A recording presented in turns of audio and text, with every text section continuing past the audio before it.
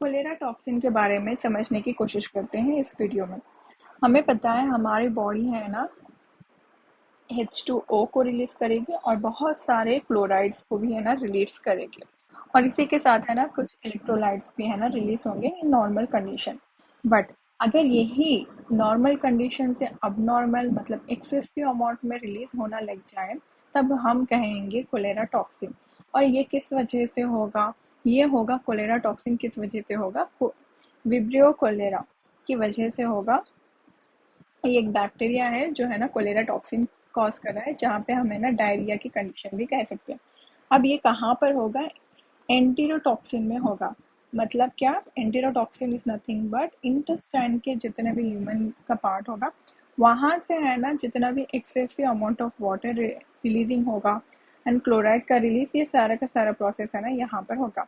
और यहाँ पे है ना दो सब यूनिट्स होंगे, दो तरह के सब यूनिट्स होंगे। एक तो है ना मोनोमर की कंडीशन में होगा जो है ना ए होगा जो सेंटर पार्ट में है, और एक है ना पेंटामर की कंडीशन में होगा बी होगा जो है ना साइड में होगा, इस तरह से ए को अटैच करके। अब ये है ना सिर्फ एक ही है और ये है ना 5 है। अब ये दोनों मिला के हेक्सामर कंडीशन बनाएंगे जो है ना 6 की कंडीशन होगी।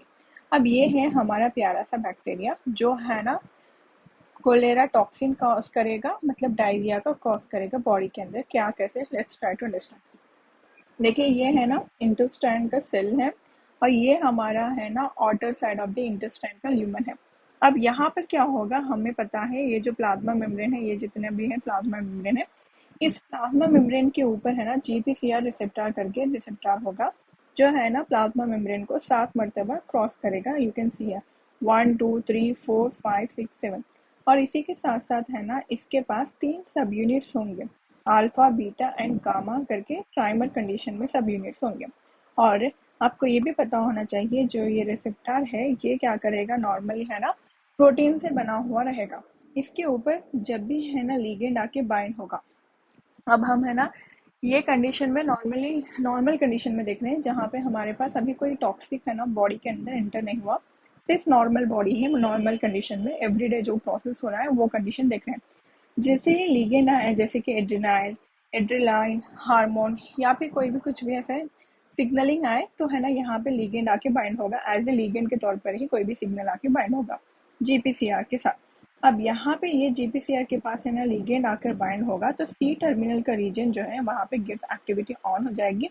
और हमने कहा था अल्फा बीटा गामा सब यूनिट है, उनमें से है ना अल्फा क्या करेगा, जीटीपी अटैच कर लेगा गिफ्ट के थ्रू। गिफ्ट क्या करेगा, अल्फा को जीटीपी देगा क्योंकि ये रिस्पॉन्सिबल पर्सन है। अब ये अपनी रिस्पॉन्सिबिलिटी पूरी करने के लिए अल्फा सब यूनिट क्या करेगा, एडिनाइलेट साइक्लेस के पास जाएगा। आप यहाँ पे देख सकते हैं एडिनाइलेट साइक्लेस। अब यहाँ पे है ना ये अल्फा क्या करेगा, जीटीपी से बॉन्ड है और ये एडिनाइलेट साइक्लेस को ऑन कर देगा, एक्टिव कर देगा, जिसकी वजह से ये क्या करेगा, हमारा एडिनाइलेट साइक्लेस एटीपी को यूज करके कैम को फॉर्म करेगा। कैम को फॉर्म करने की वजह से ये कैम क्या करेगा, पी के ए को फॉर्म करेगा, सिंथेसिस करेगा, जो है ना प्रोटीन काइनेस ए कहलाएगा। ये प्रोटीन काइनेस ए क्या करेगा, यहाँ पे कुछ इस तरह से आके है ना इसके चैनल्स, मतलब क्लोराइड के चैनल्स होने दो, सोडियम के या फिर वाटर के चैनल्स होने दो, इनके ऊपर बाइंड हो जाएगा और है ना सोडियम को, H2O मतलब वाटर को, क्लोराइड को है ना बाहर निकाल के फेंकेगा। This is the normal condition. अब तक है ना कुछ भी नहीं हुआ, सिर्फ नॉर्मल नॉर्मल प्रोसेस में हमारे बॉडी से है ना कुछ amount of the sodium, water and chloride है रिलीज हो रहे हैं। बट हमारे पास है ना अब जो टॉक्सिन है वो एंटर हो गया। यहाँ पे आप देख सकते हैं ये है हमारा टॉक्सिन। अब जैसे ही टॉक्सिन एंटर हुआ हमें पता है यहाँ पर इसके पास है ना दो तरह के सब यूनिट्स है। एक तो ए जो है ना मोनोमरिक कंडीशन में है और एक है ना बी जो है ना पेंटामर की कंडीशन में है। यहाँ पर ये क्या करेगा, आकर है ना इस तरह से गैंग्लियोसाइड से बात करेगा, मतलब अटैच होगा। गैंग्लियोसाइड है ना रिसेप्टर है जो है ना इंटेस्टाइन के सेल के ऊपर मौजूद होगा। अब यहाँ पर ये ए टॉक्सिन जो है ए पर्टिकुलर सब यूनिट है, ये है ना गैंग्लियोसाइड से एंडोसाइटोसिस के थ्रू है ना एंटर हो जाएगी।